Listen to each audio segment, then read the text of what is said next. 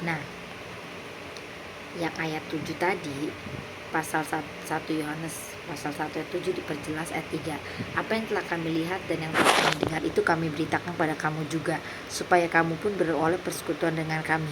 Dan persekutuan kami adalah persekutuan dengan Bapa dan dengan anaknya Yesus Kristus.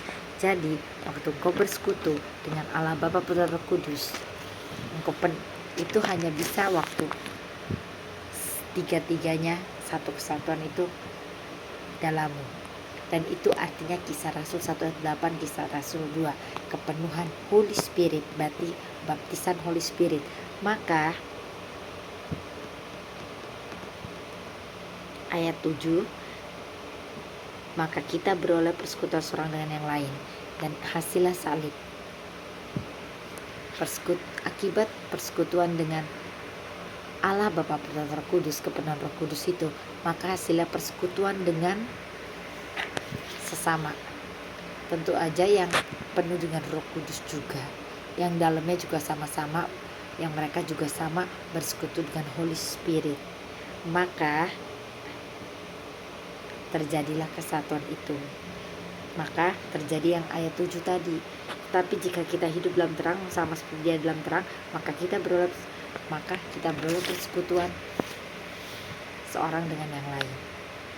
Tanpa kita, ayat 3,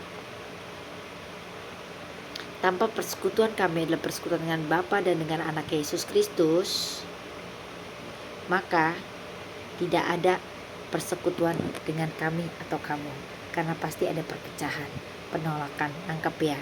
Akibatnya apa? Darah Yesus anaknya menyucikan kita daripada segala dosa. Sekalipun kau tidak membawa perjamuan kudus, sekalipun kau tidak membawa minyak urapan, kepenuhan itu sendiri menyucikan hidupmu, dan dengan sendirinya hidupmu itu kudus. Kenapa?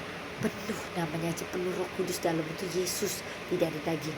Jadi otomatis tidak ada yang gelap, hanya terang.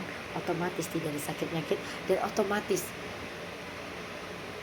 darahnya itu menyucikan, menguduskan. Tanpa you minum perjamuan kudus pun you kudus. Kenapa? Karena yang maha kudus itu, yang maha tinggi itu penuh dalammu, berdiam dalammu, berlimpah dalammu. Tangkap ya? Jadi firman Tuhan itu sumber damai sejahtera, dan semuanya kepenuhan itu adalah Bible. Bible ada kepenuhan Holy Spirit. Bible ada Holy Spirit.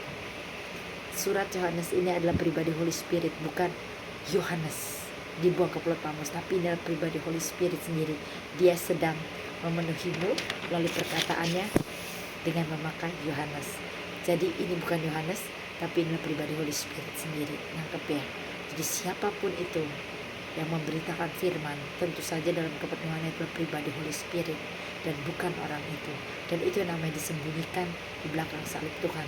Maka semua panah iblis itu gak bakalan kena. Jadi itu yang Allah rindukan, kepenuhan Holy Spirit, kepenuhan Roh Kudus. Dengan Holy Spirit, tanpa kepenuhan Holy Spirit, kamu mati, kamu habis. Daging, sekalipun kamu pendeta, nabi, rasul, yang kamu beritakan bukan Yesus, dirimu sendiri dan semua keinginan, dan itu namanya palsu.